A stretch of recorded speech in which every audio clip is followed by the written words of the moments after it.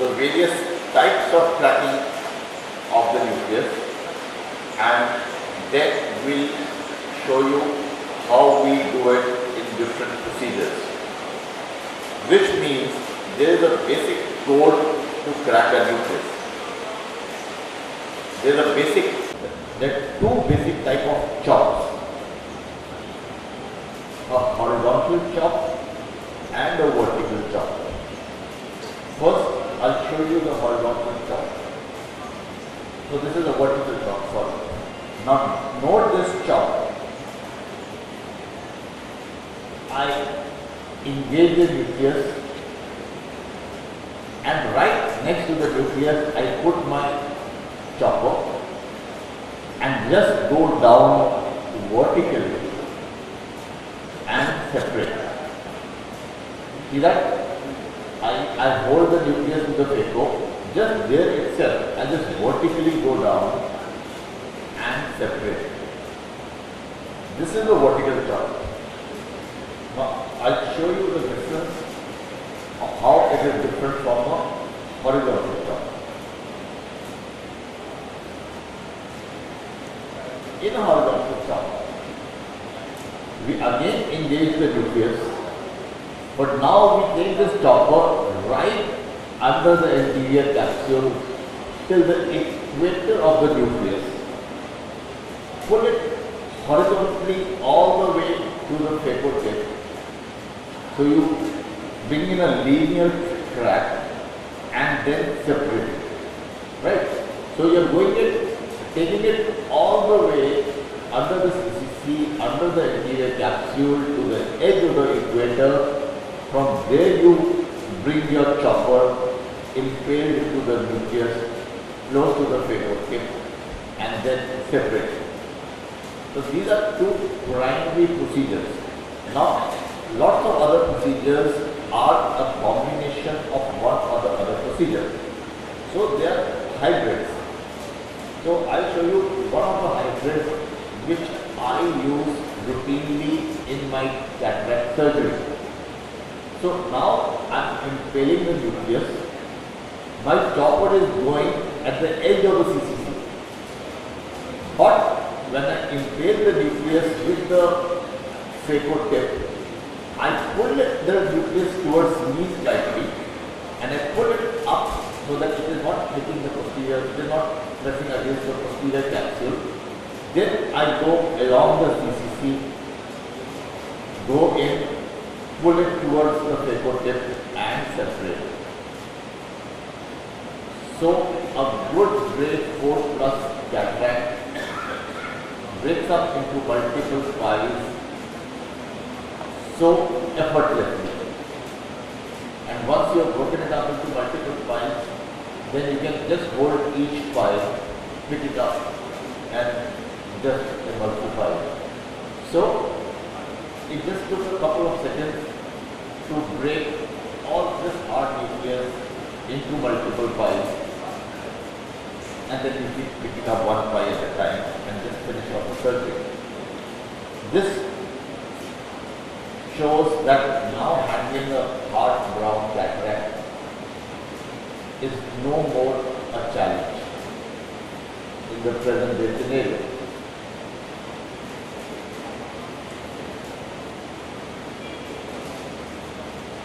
See, the whole, such a hard brown, you can make it out. And when you pick up one piece, you find that each tip of the file is attached to the other tip of the file. And you just have to hold it, pick it up. With your chopper, you separate that file from the other piece, loosen it up, and then just emulsify. Okay. Now comes the stop and chop. Stop and chop is a technique which we advocate for the beginning phacosurgeons. It is the simplest and the most forgiving technique for cataract surgery. After your master stop and chop, should you move on to direct chop. So you make a tunnel, groove well, it should be uniform. Then turn it around, because sub-incisional in the first pass you will not be able to groove too well. So that deficiency is covered by turning it around to 180 degrees. Once you are satisfied with the depth of the tunnel, you see that the reflex is clearly coming up from the center of the tunnel, and the reflex is very uniform. You break up the nucleus into two halves. And now, because you've also eaten up the central area, the central part has to separate. If the central part has not separated, do not go on to this step. So once the central part is separated and you have two equal halves, then you hold one half, break it into three pieces, emulsify. That is stop and chop. Stop and chop works in any kind of cataract. Before we went on to stop and chop, it was divide and conquer. Some people still talk about divide and conquer as the technique for a very hard brown cataract. Because now you are able to break up a hard brown cataract into 4 equal piles, and then your effort of dissolving each pile becomes less, and there is less trauma to the eye. With the modern technique of stop and chop and direct chop, this technique is quite abundant. However, there may still be people who are trying to do this technique. In case you are among them who is trying to do it, this is the way. You make it into a cruciate cut. Your skills in drenching should be very good. You should have a uniform tunnel.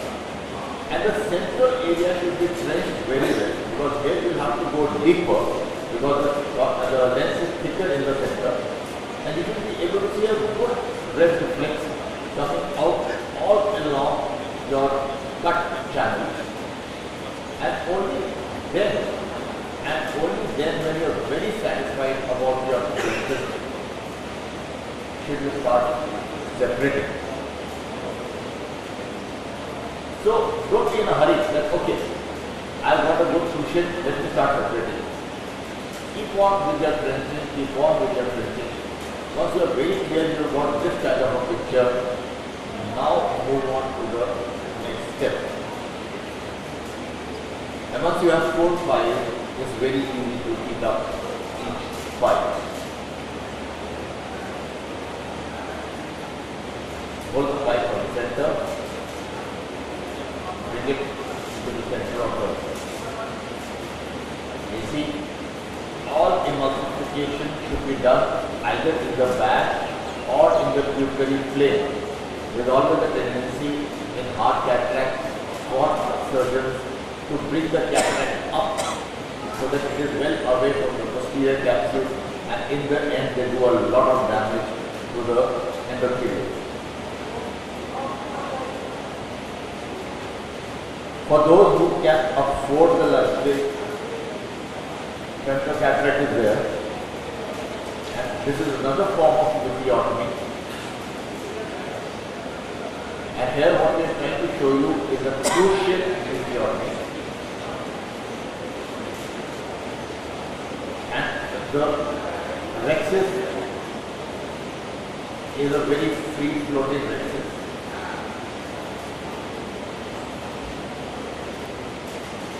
It is so free floating that I am pushing it back into position so that I can be sure that I pick it up in one piece and there are no tissue adhesions, and then I bring it out.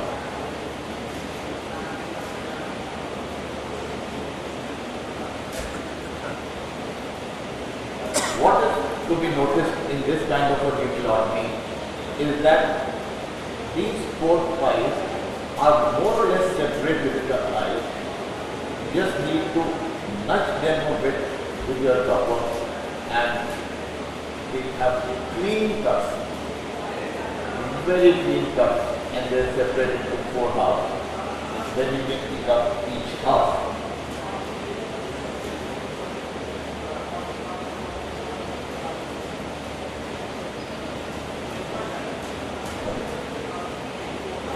There is another kind of nucleotomy, again with a spectroscopy laser, which is the more preferred nucleotomy, which is called grid nucleotomy. So this is the exterior capsule being cut, and this is the grid nucleotomy, where you cut up the nucleus into multiple small finger chip like pieces, small longitudinal elongated pieces, and then there is a transverse cut. Now you see a transverse cut coming. And this is a transverse cut. One transverse cut, then you keep cutting up. You are cutting up into the nucleus. Then another transverse cut, and then the incision. And what is interesting is this is a technique of nuclear softening.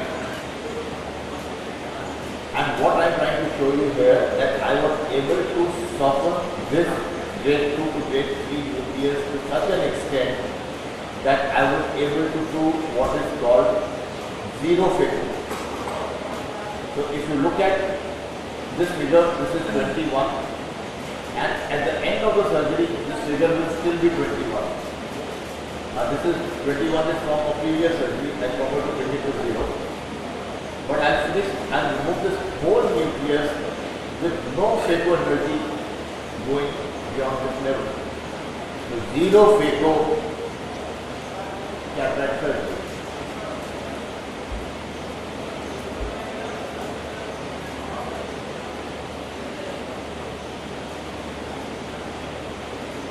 The hydro procedures.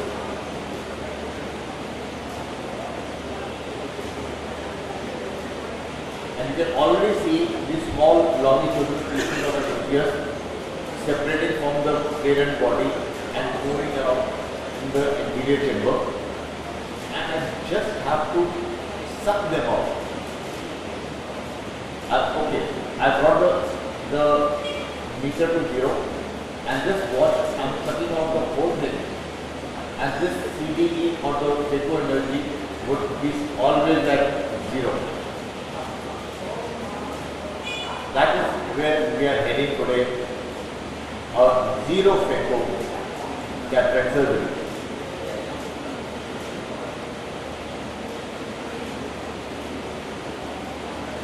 Keep noting this is 0, accumulated dissipated energy, and your cataract is almost out.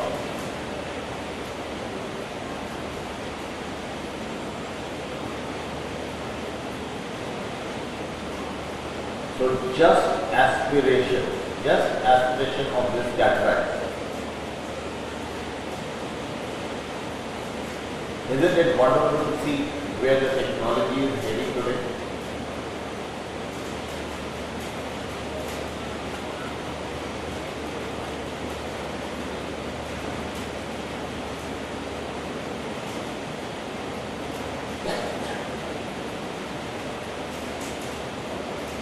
And there goes the whole cataract.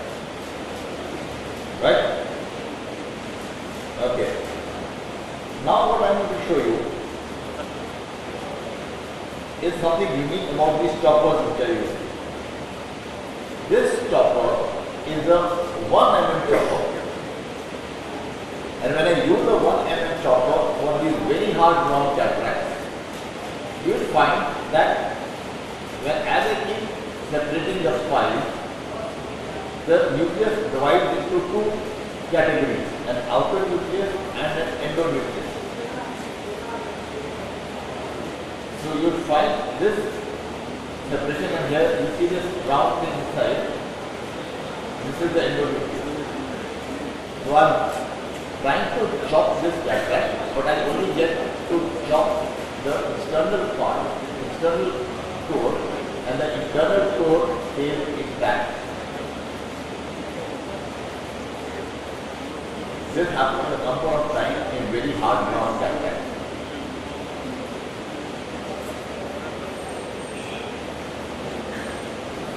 See that endonucleus becoming clearer and clearer.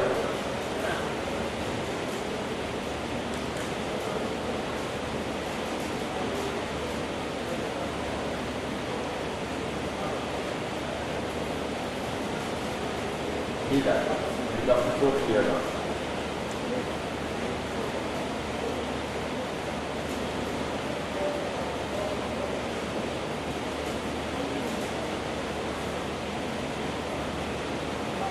It's a clear division of the endonucleus from the rest of the nucleus. And when I try to hold the nucleus,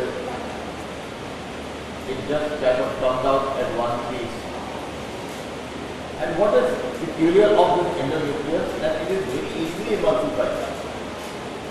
And it has no interdelignating fibers.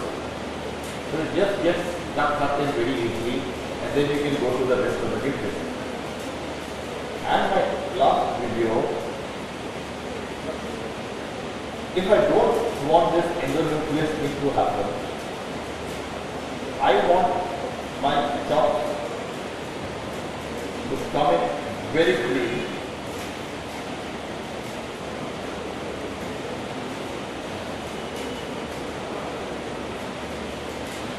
Then I use another chopper which I have recently started using.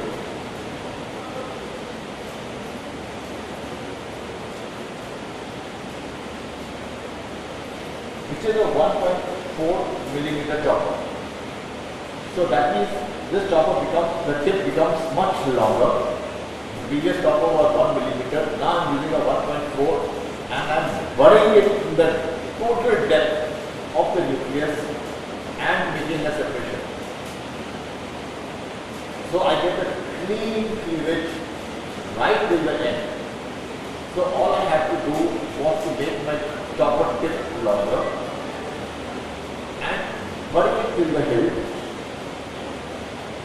This is again a hybrid chop, and I get a clean cut right till the end of the nucleus. No endonucleus seen in these cases.